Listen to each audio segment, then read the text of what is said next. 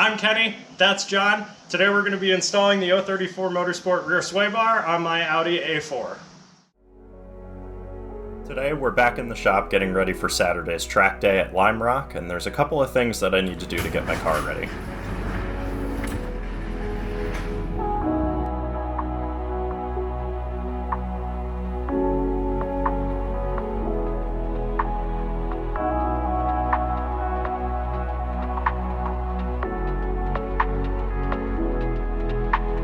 I'm driving my 2001 Audi A4, and if you're new to the channel, which you probably are at this point, I've done a couple of things to this car, including brake upgrades, wheels, tires, radiator, and a few other things.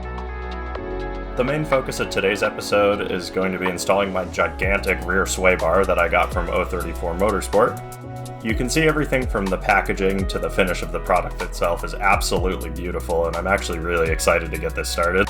The factory setup for this car is incredibly prone to understeer, which is annoying to say the least. More camber. I need more camber everywhere. The rear sway bar from Audi is pencil thin and extremely old at this point, so the bushings are also worn out, which isn't helping. Thankfully, this kit comes with polyurethane bushings for the new sway bar and these really nice billet aluminum brackets to hold it all together. So let's get the car jacked up and get started with the install.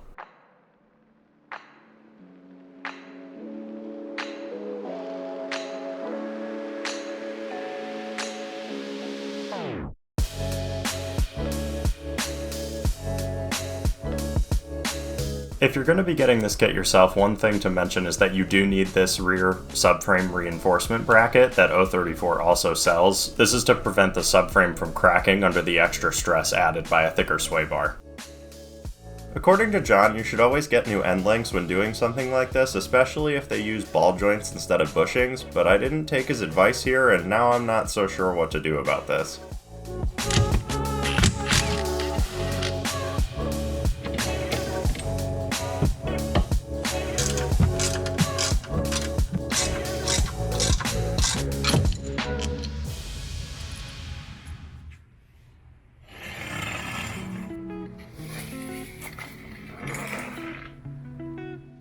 Here's the old sway bar next to the new one so you can see just how much of a difference there is between the two.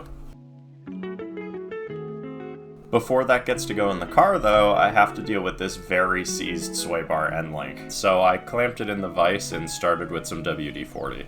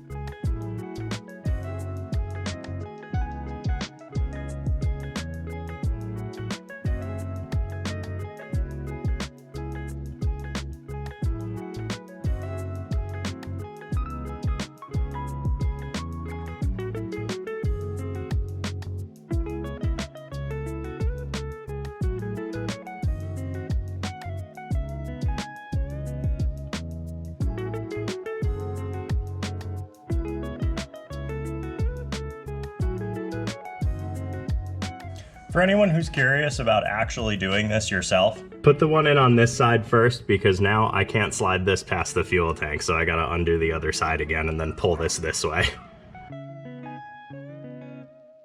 Alright, so let me start this by saying it looks really, really nice under there.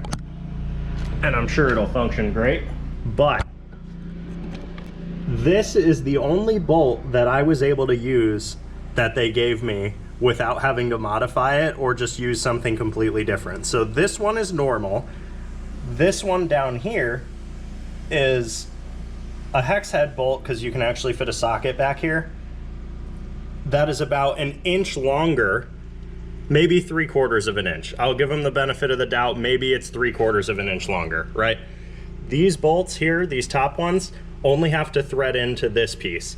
These bottom ones, this section isn't threaded down here. This small collar in the center is what's threaded. So this is as far as the bolts that they gave me actually stick through, and one thread down here is not enough to actually hold this on.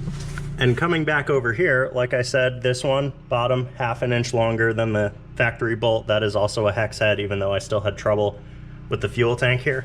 I am thoroughly convinced that 034 did all the R&D for this product without the fuel tank in the car, because it is damn near impossible to do this. So what I had to do is slide this whole assembly out with the bracket, take one of the Allen head bolts that they gave me, grind it down from this length here to that length.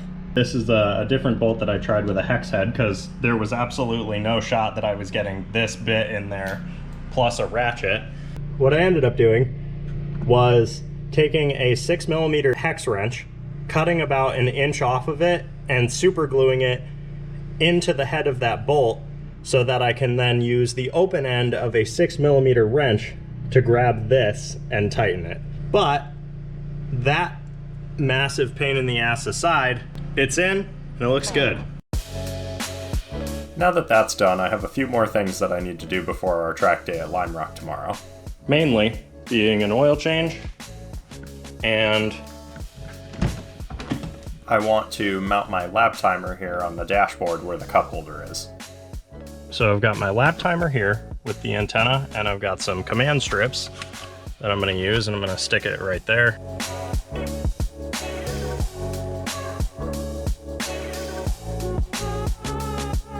With that mounted, I went ahead and stuck the antenna to the windshield, then tucked the wire behind the A-pillar trim, and then routed it across the dashboard.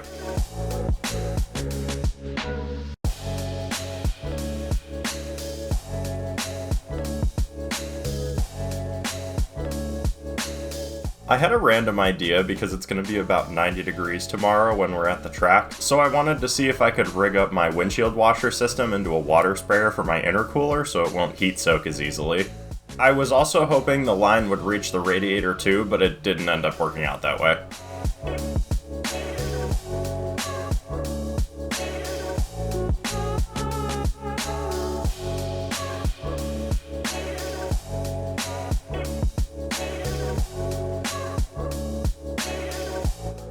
I tested it. It sprays about 1/3 of the intercooler, but that's fine. And I gotta plug this with something over here because I had the other nozzle on this right here, but apparently even if the nozzle is not plugged in, it still sprays. So I'm gonna get a bolt and shove it in there. All right, now that I've created a useless waste of water, I can go ahead and start doing the oil change. First thing was to measure out 4.5 quarts of 5W40. Yes, I actually measure it out, okay? Don't make fun of me.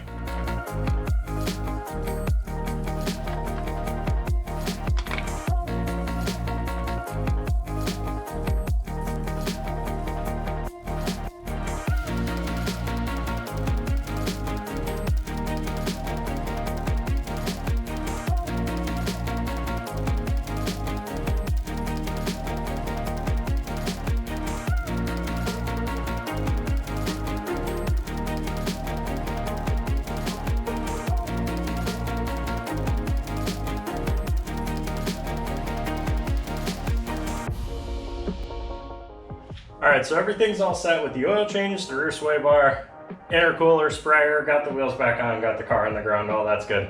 Now, and I promise you, this is the last time I will mention this, but because of the heat tomorrow, when we go to Lime Rock, I do want to have vents in my hood for some heat extraction. I know I have the CSF radiator and I got the electric fan, but I do just worry. I guess it's just one of those things that, you know, you worry about, especially in heat like 95 degrees. So my plan is, you can see the 3 sections of the hood in here, probably. So what I want to do is make a vent on either side, going around these reinforcement pieces here. I'm going to quickly take some of the tape and drape that I have from painting various cars and just throw it across the whole engine bay so I don't get metal dust everywhere. So let me go ahead and do that.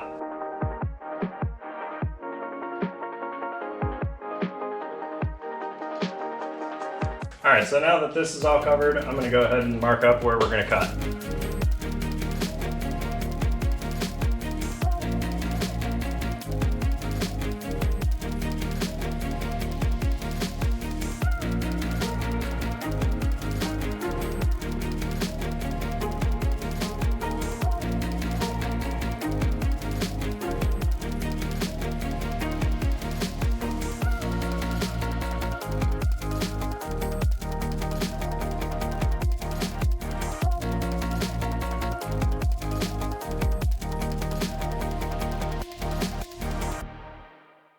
Okay, now I know what you're thinking. Kenny, that is the biggest atrocity I've ever seen in the automotive community. Yeah, I know, okay, I have to go to work in like 20 minutes and I really need to get this done today. And on top of that, I don't particularly care about this hood because I'm getting another one. And also, it's functional. Probably. Look, I've done worse, okay? Here, I'll even make it slightly better. Happy? Good. With that, that's going to be all for today's episode. Thank you guys so much for supporting my effort in making these videos, and make sure you stay to the end because we have some blooper shots to show you guys. As I mentioned in the video, John and I are heading to the track tomorrow, so we'll see you there. My name is John and I have a 350Z. And this is Jackass. Why is it asymmetrical? For the exhaust? Yes. That you don't have? Yep. I'm gonna have to order another roll of this because I'm currently ripping the drape off the tape. Excuse me. Ow. I'm sorry. Did that hurt? Yeah.